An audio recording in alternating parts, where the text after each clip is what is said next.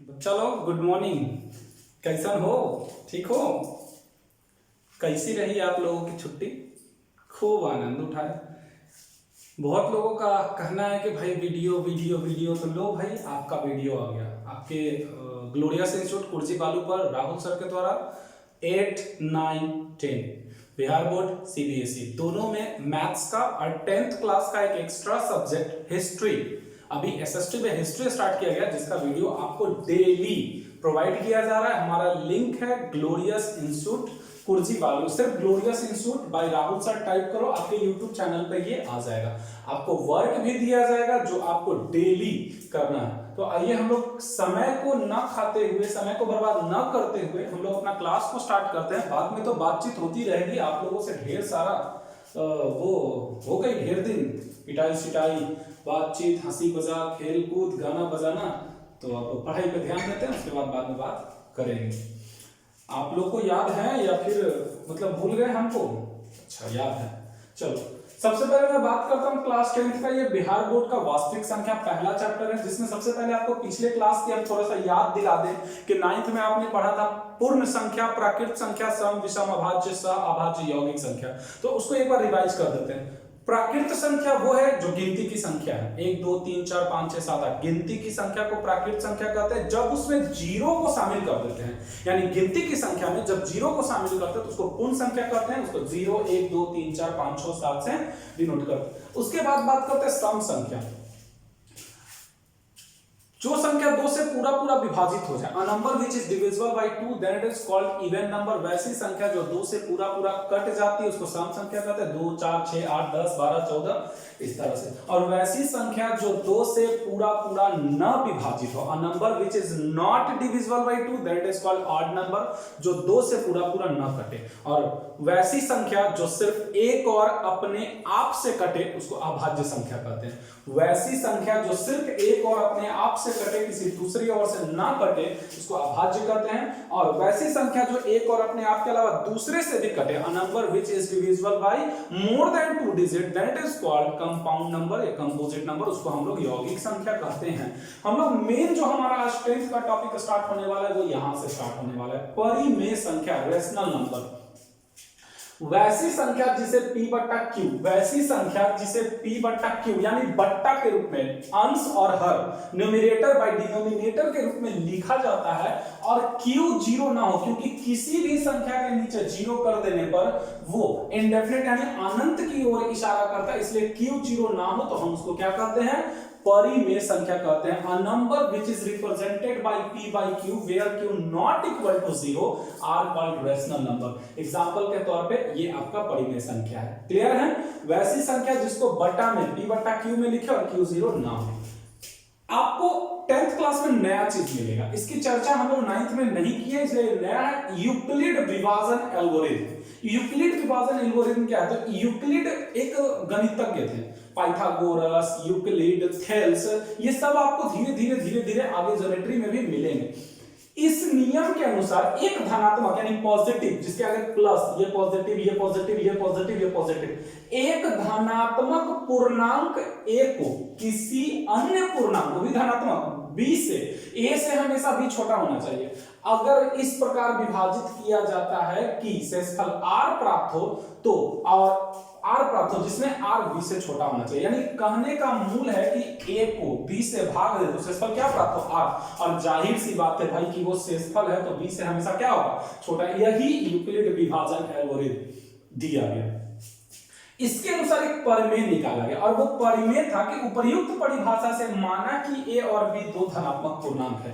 ये और b दो धनात्मक पूर्णांक है, तो मैं आपको बता दूं कि जिसमें भाग के बाद ऐसी अद्वितीय पूर्ण संख्या q और r विद्यमान है कि ये लाइन यहां तक के क्लास में, यही लाइन मेन आपको समझनी है। यही आपका यूक्लिड का एल्गोरिथम परिमेय है, और इसी से आपको अभी मैथ्स बनाना है। a बराबर bq प्लस r, a बराबर bq प्लस r, तो a आपका भाज्य हो गया, b भाजक, q भागफल और r शेषफल हो गया। a बराबर bq प्लस r, जहां r जो है जीरो से बड़ा या जीरो का, तो शेषफल भाई जीरो आता है ना, तो यही या तो ये जीरो आए या उससे क्या हो, बड़ा हो, लेकिन r हमेशा b से छोटा होगा। ये भागजक जो है ना, इससे हमेशा r छोटा होगा, यही यूक्लिड महाराज ने कहा था। क्लियर है? यूक्लिड के कुल मिलाकर बात यही है कि यूक्लिड के भाग एल्गोरिथ्म विधि से a एक कोई धनात्मक संख्या जिसमें b अन्य धनात्मक संख्या से भाग लगाया जाता है, जो अद्वितीय धनात्मक संख्या प्राप्त होता है वो है q और r, जिसमें a बराबर bq प्लस r होता है और r जो होता है हमेशा जीरो से बड़ा या जीरो के बराबर होता है, लेकिन b से क्या होता है, छोटा होता है। अब इसके अनुसार हम आपको जो अभी मैथ्स बताएंगे वो आप ध्यान से देखोगे, उसके अनुसार जो वर्क दिया जाएगा वो आपको बनाना भी है। अब जो अभी हमने स्टार्टिंग में पढ़ा यूक्लिड का भाग एल्गोरिथम विधि, ए बराबर bq जोड़ r, जहां r जो है वो जीरो से बड़ा या बराबर और b से छोटा है, उसी के मेथड पर आपको इस क्वेश्चन का आंसर बनाना है। और ये आपका फाइनल 10th के एग्जाम में एक 2 नंबर का क्वेश्चन आपके पास है, 3 नंबर का क्वेश्चन आपके एग्जाम में ये रहेंगे। यूक्लिड के भाग एल्गोरिथम विधि के प्रयोग से निम्न संख्याओं का महत्तम समावर्तक HCF ज्ञात करें। पहला क्वेश्चन 135 और 225, तो 135 और 225 में जो बड़ी वाली संख्या है वो 225 आपका a है और छोटा वाला जो संख्या है वो 135 है।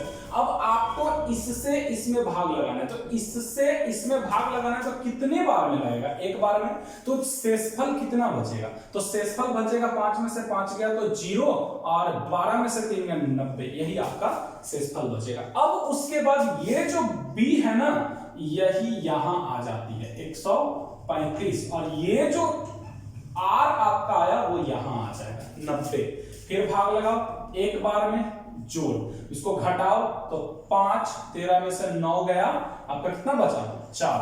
अब ये यहां आ जाएगा 90 इक्वल टू ये, फिर यहां 45 इंटू 2 प्लस 0। ये प्रक्रिया तब तक करते रहना है यहां जब तक कि हमको क्या प्राप्त नहीं हो जाए, 0। और आपका HCF बराबर क्या आ गया, आंसर ये वाला होता है 45। आपको कुछ अटपटा टाइप सा लगा कि ये सर किए क्या है, इसका एक आसान तरीका आपको हम बताते हैं। क्या आसान तरीका है, जो देखें। आप जो 6-7 में जनरल HCF निकालते हो उसको पहले आप निकाल लो, 135 225, देखो तो एक बार में 135, कितना बचा 0 और 90। इसी क्रिया को हम देखो यहां आप दर्शा रहे हैं, 225 बराबर 135 b और q कितना आया 1 और जोड़ r कितना मिला 90। अब बात समझ में आई ये। अब देखो दूसरा में यहां घिर जाता है, तो यही ये यहां पे घिर जाता है और ये 135 यहां आता है, इसका मतलब ये 135 और भाजक कितना हो गया 90। कितना बार में भाग लगेगा 1 बार में 90, आंसर कितना आया 45। तो यहां पे 90 इंटू 1 और जो इसको क्या कर दिए हम सजा दिए।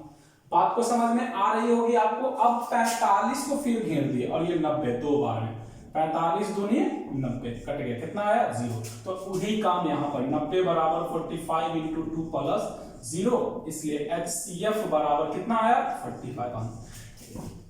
इसी क्रिया को चरणबद्ध a बराबर bq जोड़ r, a बराबर bq जोड़ r, a बराबर bq जोड़ r, सब में r देखो b से छोटा है। इस प्रोसेस को तब तक जारी रखना जब तक 0 नहीं। ये आपको नहीं दिखाना, एग्जाम में सिर्फ इसकी जरूरत है, आप इसको दिखाओ और इसको आप a बराबर bq से करो। इसी प्रकार दूसरी की बात करते हैं, तो अब आप समझ गए होंगे कि क्या करना है। तो दूसरा में 225 को पहले 867 से 3 बार में लगाओ, 5 3 15, 3 दूनी 6 1 7, 2 3 6, 7 में से 5 गया 2 और 6 में से 7 गया 1 और ये कितना आ गया आपका 2 नहीं, 16 में से 7 गया 9 और 1, 192 में फिर लगाओ 225 से एक बार में 192, 5 में से 2 गया 3 और ये हो गया 12 में से 9 गया 3, 33 में 192 में से 6 बार में लगेगा, 4 18 नहीं 5 बार में, 5 3 15, अब 5 3 15 और 1 16, 12 में से 5 गया कितना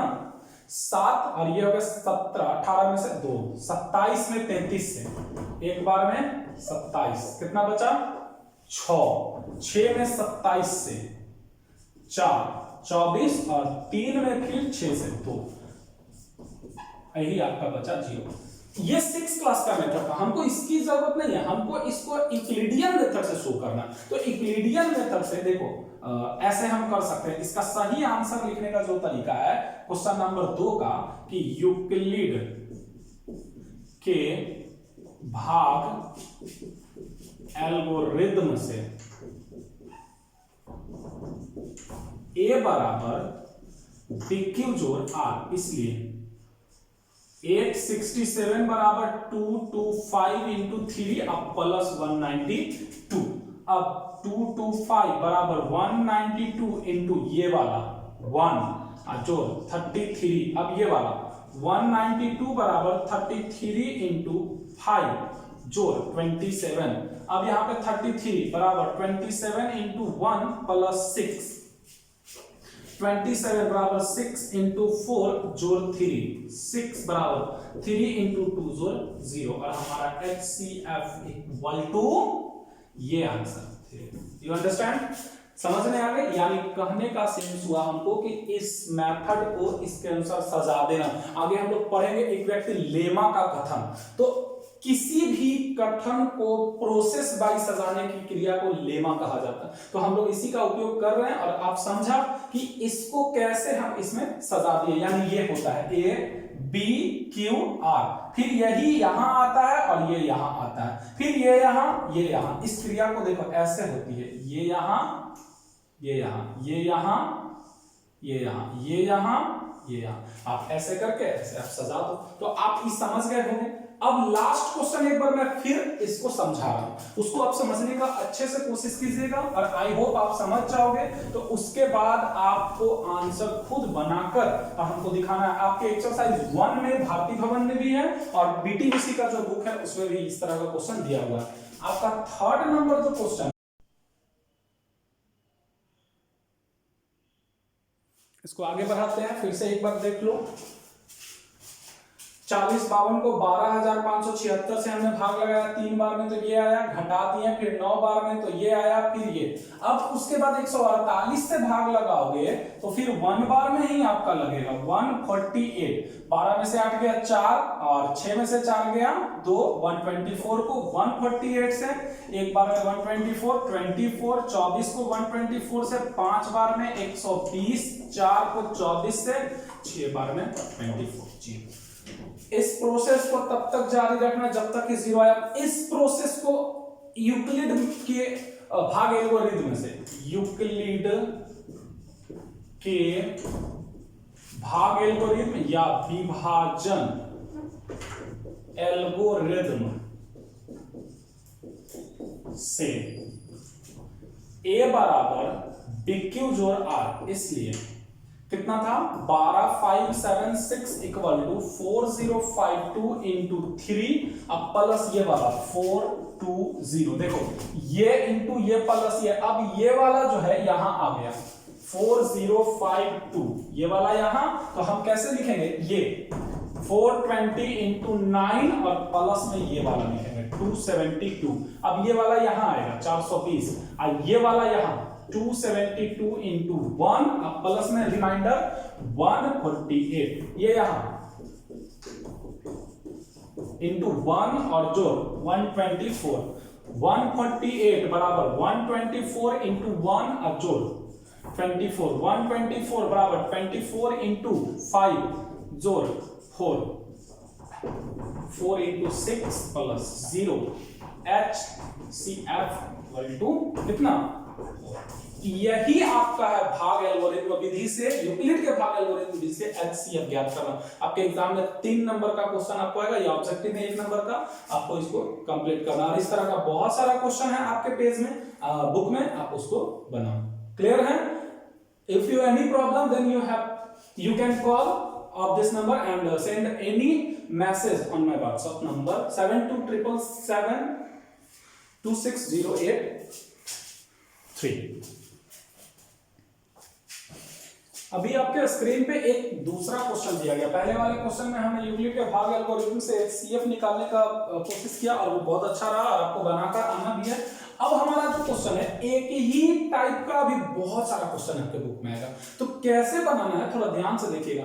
दिखाएं कि प्रत्येक धनात्मक पूर्णांक 4q, 4q plus 1, 4q plus 2 और 4q प्लस 3 के रूप का होता है। यहां पे कोई भी डिजिट हो सकता है, 2q, 2q plus 1, 6q, 6q plus 1, 6q plus 2, 6q plus 3। एक बार अगर आप क्वेश्चन के पैटर्न को समझ जाओगे तो आपको लिखने और बनाने आ जाएगा।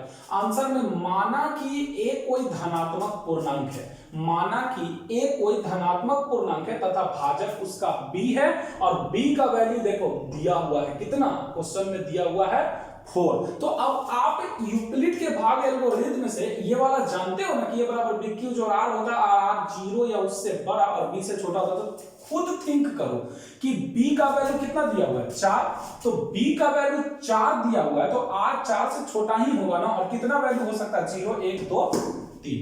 जब b का वैल्यू 4 है तो r का वैल्यू ये। अब बारी बारी से इस प्रमेय में आप r का वैल्यू रखो। तो देखो जब आप 0, 1, 2, 3, 4 बारी बारी से रखोगे तो 0 रखोगे तो 4q प्लस 0 यानी 4q, 1 रखोगे तो 4q प्लस 1, 2 रखोगे तो 4q प्लस 2 और 3 रखोगे तो 4q प्लस 3 हो गया।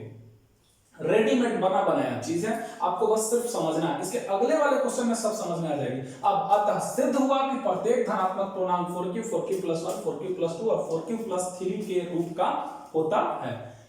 इस क्वेश्चन में थोड़ा सा हम चेंजिंग करेंगे। चेंजिंग क्या करेंगे हम, जो देखिए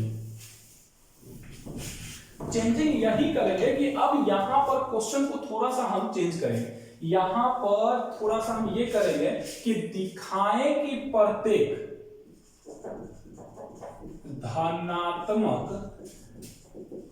विषम पूर्णांक, दिखाएं कि प्रत्येक धनात्मक विषम पूर्णांक जो है वो 6q प्लस 1, 6q प्लस 3 तथा 6q प्लस 5 के रूप का होता है। सेम टू सेम क्वेश्चन है, करना क्या है जो देखिए उसी तरह से हम आंसर में लिखें। माना कि कोई धनात्मक पूर्णांक, माना कि कोई धनात्मक पूर्णांक a है जिसका भाजक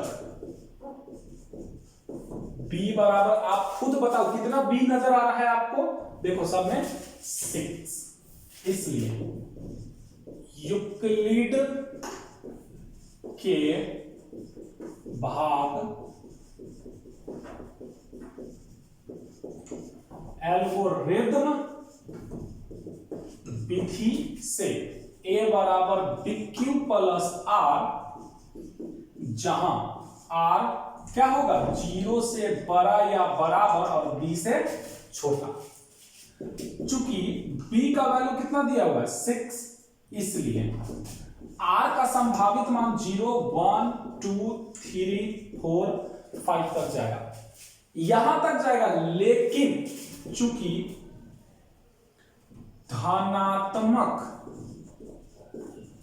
विषम पूर्णांक चाहिए हमको, क्या चाहिए धनात्मक विषम पूर्णांक, इसलिए r का संभावित मान कितना हो जाएगा 1, 3, सिर्फ कितना 5, क्योंकि 0, 2 और 4 सम संख्या ना हो गया। हमको यहां क्वेश्चन में क्या मांगा है धनात्मक विषम पूर्णांक, इसलिए a बराबर 6q प्लस 1, a बराबर 6q प्लस 3 और a बराबर 6q प्लस 5।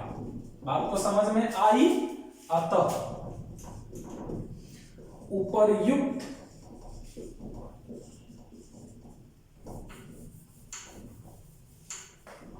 समीकरणों से या निकायों से, अतः उपर्युक्त निकायों से यह सिद्ध हुआ कि प्रत्येक धनात्मक विषम पूर्णांक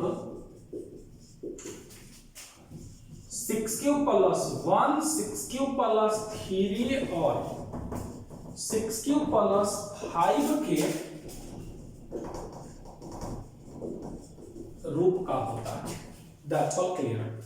ये दूसरा क्वेश्चन आपका था, दिखाएं कि उसमें था प्रत्येक धनात्मक पूर्णांक, तो सब प्रत्येक धनात्मक विषम पूर्णांक 6q + 1 6q + 3 6q + 5 के रूप का होता है। तो माना कि कोई धनात्मक पूर्णांक है जिसका भाजक b = 6 है, तो ऑटोमेटिक है कि जब भाजक b = 6 है तो r = 7 होगा, परंतु धनात्मक विषम पूर्णांक चाहिए, इसलिए r का संभावित मान क्या होगा 1 3 एंड 5, इसलिए a = 6q + 1 6q + 3 6q + 5 ये विषम संख्या है। अब हम सिद्ध कर देंगे। अब आप दूसरा बात आप समझ जाओ, इसी में क्वेश्चन पैटर्न चेंज क्या करेगा, क्लियर है? क्वेश्चन का पैटर्न क्या करेगा, जो देखो इसको करेगा सिर्फ एक लाइन चेंज, सम क्या करेगा, सम, और क्वेश्चन करेगा ये क्लियर है? 6q + 4 किसी भी क्वेश्चन में कर सकता है, 4q वाले में भी ये कर सकता था। तो जैसे ही ये धनात्मक सम पूर्णांक हुआ सब चीज वही रहेगा, यहां पर सिर्फ क्या बदल जाएगा 0 2 4, क्लियर? और ये हो गया, ये देखते जाना,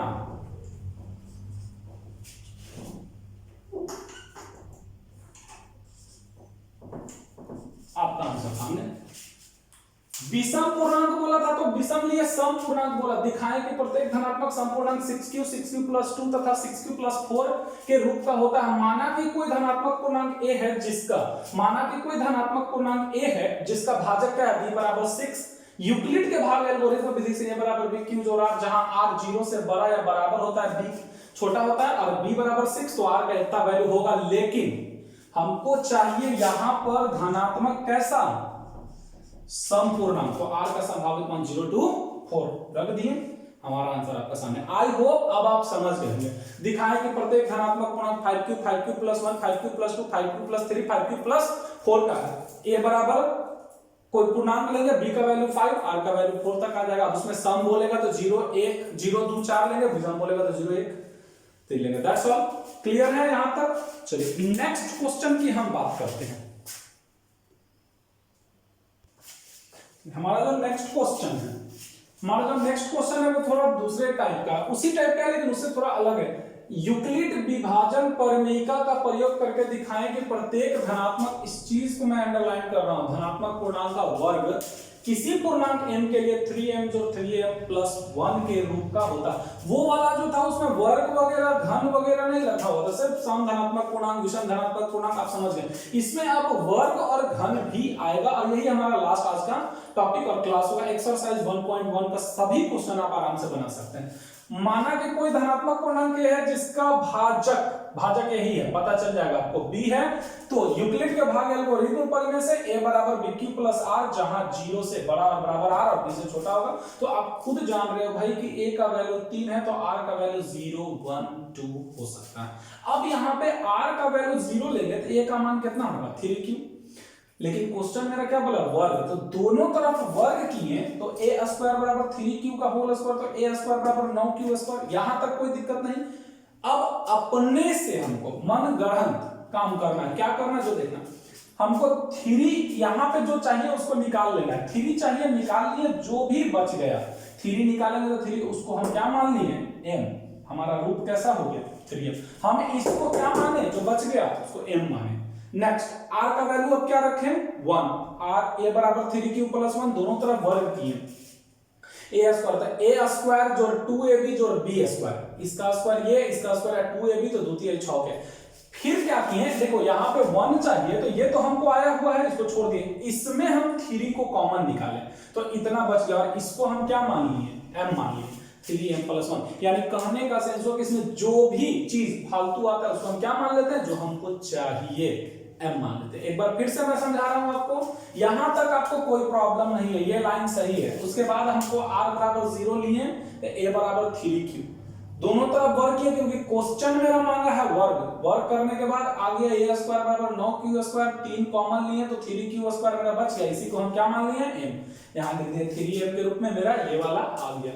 शेषफल अब 1 चाहिए तो a बराबर, जैसे ही r = 1 किए तो a = 3q + 1, और दोनों तरफ वर्ग किए तो ये आया, ये दोनों में 1 को छोड़ दिए, ये दोनों में कॉमन लिए 3, और इसको भी हमने मान लिया नीचे लिख दिए। अतः उपयुक्त निकाय से यह सिद्ध हुआ कि प्रत्येक धनात्मक पूर्णांक का वर्ग 3m और 3m + 1 के रूप का होता है।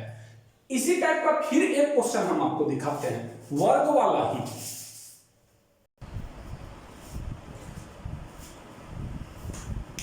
अभी जो हमारा नेक्स्ट क्वेश्चन है वो यूक्लिड विभाजन प्रमेय से दिखाएं, वो यूक्लिड विभाजन प्रमेय से दिखाएं कि प्रत्येक धनात्मक पूर्णांक का जो घन होता है, उसमें वर्ग था और उसमें घन है, 9m प्लस 1 तथा 9m प्लस 8 के रूप का होता है। यूक्लिड विभाजन प्रमेय से दिखाएं कि प्रत्येक धनात्मक पूर्णांक का घन 9m प्लस 1 तथा 9m प्लस 8 के रूप का होता है। माना कि कोई धनात्मक पूर्णांक a जहां भाजक b बराबर 3 है। अब आपको ये समझ में नहीं आ रहा होगा कि यहाँ 9 है तो सर 3 क्यों लिए, क्योंकि 3 इसलिए लिए क्योंकि 3 का वर्ग ही हमको 9 देगा, 3 का क्यूब ही हमको क्या देगा, 27 देगा। इसलिए हम यहाँ पे क्या लिखें, 3 लिखें। यूक्लिड के भाग एल्गोरिथ्म से a बराबर बी क्यू जोड़ r, जहां r, ये बात आपको यहां तक समझ में आ गई।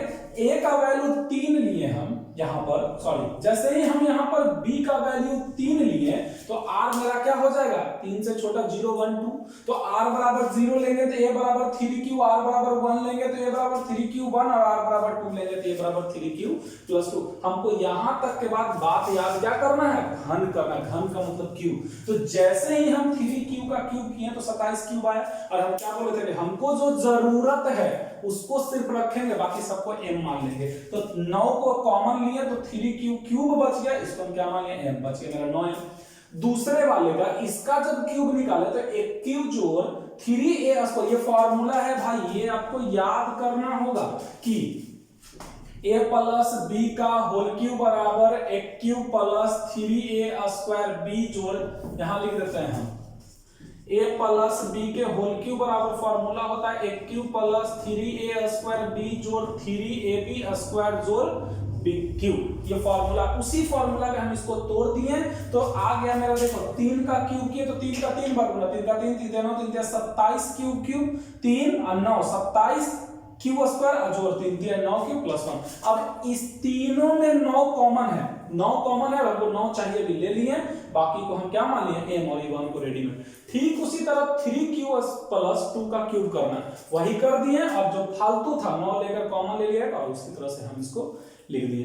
अगर आपको नहीं समझ में आया तो आप परेशान ना हो, आप हमको इस नंबर पे कॉल करके फिर से पूछ सकते हैं कि सर ये, चाहे जो बोर्ड में एक और नंबर है आपका, उस नंबर पे ये नंबर है 9135443258। अगर आपको नहीं समझ में आती है तो फिर से कॉल करके पूछिए, हम आपको समझा देंगे। चलिए, थैंक यू।